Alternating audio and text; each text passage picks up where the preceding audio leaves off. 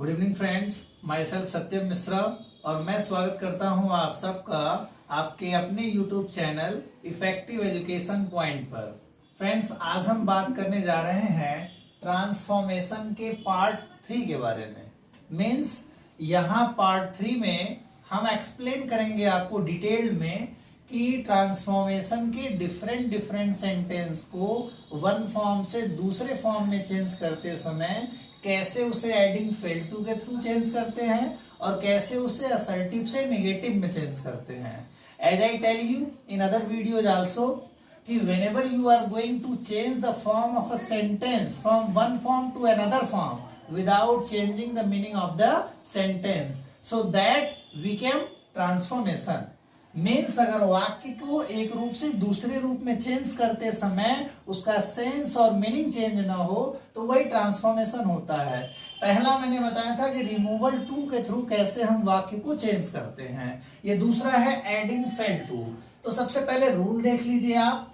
सबसे पहले जो सब्जेक्ट दिया होगा उसी सब्जेक्ट को हम पहले लिख देंगे। उसके बाद जैसा हमारा सेंटेंस होगा, अगर सेंटेंस पास्ट इंडेफिनिट का होगा तो वहां हम डिड नॉट लिखेंगे, और अगर दिया गया सेंटेंस प्रेजेंट इंडेफिनिट का हुआ तो वहां हम डज नॉट लिखेंगे। और दोनों ही केस में सेंटेंस जो होगा वो इंडेफिनिट के सिंपल में होगा, या तो पास्ट इंडेफिनिट सिंपल होगा या तो प्रेजेंट इंडेफिनिट सिंपल होगा। तो पास्ट इंडेफिनिट अगर सिंपल होगा तो उसको हम पास्ट इंडेफिनिट के नेगेटिव में चेंज करेंगे और डिड नॉट का यूज करेंगे, और डिड नॉट के साथ मेन वर्ब का फर्स्ट फॉर्म लिखेंगे, लेकिन उससे पहले हम फेल टू लिखेंगे क्योंकि ये यूज है एडिंग फेल टू। तो सबसे पहले हो जाएगा सब्जेक्ट, फिर हो जाएगा डिड नॉट और does not according to the sentence, according to the verb, फिर आपका हो जाएगा plus fail to plus main verb का first form plus object plus extras. आइए देखते हैं। जैसे लिखा he moved me in the party, मतलब उसने पार्टी में मुझे चिढ़ाया। अब इसको अगर हम दूसरे सेंस में चेंज करेंगे तो होगा कि वह पार्टी में मुझे चिढ़ाने से चूकता नहीं था। तो इसका मतलब एक ही हुआ कि उसने मुझे पार्टी में चिढ़ाया, मतलब दूसरे तरीके से कहे कि वह पार्टी में मुझे चिढ़ाने से चूकता नहीं था। तो दोनों बात एक ही है। आइए देखते हैं। तो सबसे पहले हो जाएगा आपका ही, और इसके जस्ट बाद आपका लगेगा did not, he did not, और इसके बाद ये रूल आपका है फेल टू का, तो यहां लिख देंगे fail to, he did not fail to. फिर हम मोक का फर्स्ट फॉर्म लिखेंगे, मोक्ड का फर्स्ट फॉर्म हो जाएगा मोक। किसको चिढ़ाया? मुझे, तो मी हो जाएगा, और कहां चिढ़ाया? इन द पार्टी, तो इन द पार्टी हो जाएगा। Simple, very simple. He did not fail to mock me in the party. Next है he gave me a book, उसने मुझे एक किताब दिया। अब अगर हम इसको दूसरे वे में चेंज करें कि वह उसने मुझे किताब देने में चूक नहीं की, यानी उसने मुझे किताब दिया, तो दोनों ही सेंस एक है। आगे देखें, ये भी पास्ट इंडेफिनिट है। तो सबसे पहले आप लिखेंगे सब्जेक्ट, सेकंड आपका हो जाएगा डिड नॉट, देन ये फेल टू ऐड हो जाएगा, he did not fail to. फिर आप इस गेव को बदल देंगे फर्स्ट फॉर्म में, गिव में, क्योंकि यहाँ डिड का यूज कर रहे हैं, और जब भी हम नेगेटिव फॉर्म लिखते हैं पास्ट इंडेफिनिट का तो वहां मेन वर्ब हमेशा फर्स्ट फॉर्म में होता है। तो he did not fail to give me क्या? A book. तो सिंपली ये चेंज हो गया कि he did not fail to give me a book. इसका मतलब ये हुआ कि वह मुझे किताब देने में चूक नहीं करता था। नेक्स्ट है रवि ईट्स मैंगो रेगुलरली, मतलब यहां हुआ कि रवि एक आम रोज खाता है। तो इसका मतलब ये हुआ कि रवि रोज एक आम खाने से चूकता नहीं है। तो यहां हो जाएगा सबसे पहले रवि, और ये आपका ईट्स जो है वो प्रेजेंट सिंपल है, तो इसके लिए हम डज नॉट लिखेंगे। तो रवि डज नॉट, भाई डू नॉट भी लिख सकते थे अगर आपका सब्जेक्ट प्लूरल नंबर का होता।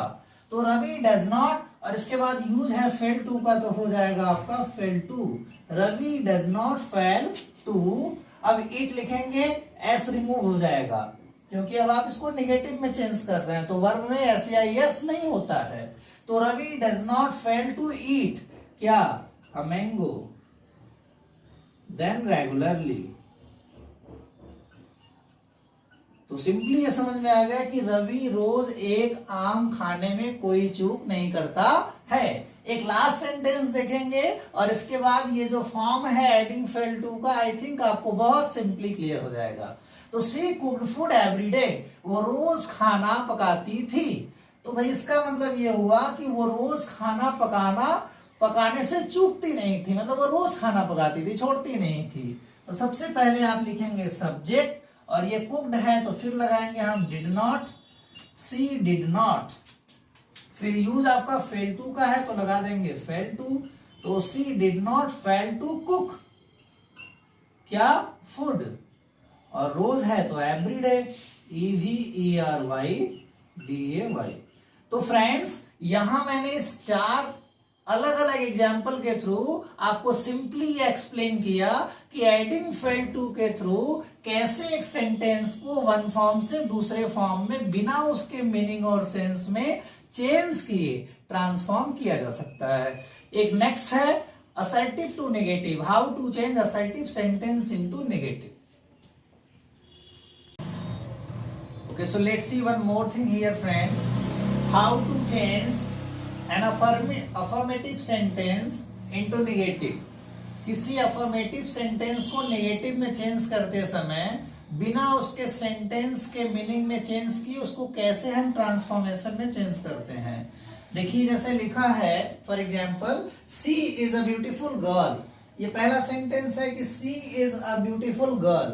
अब इसको हमें नेगेटिव भी बनाना है और इसका मीनिंग भी चेंज नहीं होना चाहिए। तो थोड़ा सा सोचना ये है कि अगर ये ब्यूटीफुल दिया है तो इसका एंटोनिम क्या होगा, अगली। और यहां गुड दिया हुआ है तो इसका एंटोनिम क्या होगा, बैड। और यहां लकी दिया हुआ है तो इसका एंटोनिम क्या हो जाएगा, अनलकी। तो सिंपल, एकदम आसान। करना क्या है, जो भी कोई वर्ड सेंटेंस में आया होगा या कोई एडजेक्टिव उस सेंटेंस में आया होगा, उसका जो एंटोनिम होगा अगर हम उसे ही रख देंगे तो वो आपका अफर्मेटिव से नेगेटिव में चेंज हो जाएगा। देखिए कैसे हो जाएगा, जैसे लिखा है सी इज अ ब्यूटीफुल गर्ल। अब अगर हम इसको करें तो हो जाएगा सी is not an ugly, she is not an ugly girl. इसका मतलब ये हुआ कि she is a beautiful girl, वह एक सुंदर लड़की है। और यहां इसका क्या मतलब हुआ, she is not an ugly girl, वह एक भद्दी लड़की नहीं है। इसका मतलब क्या हुआ, वह एक सुंदर लड़की है। दोनों ही मतलब एक है। फिर है Rohan is a good student, Rohan एक अच्छा छात्र है। तो अगर हम इसको लिख दें कि रोहन इज नॉट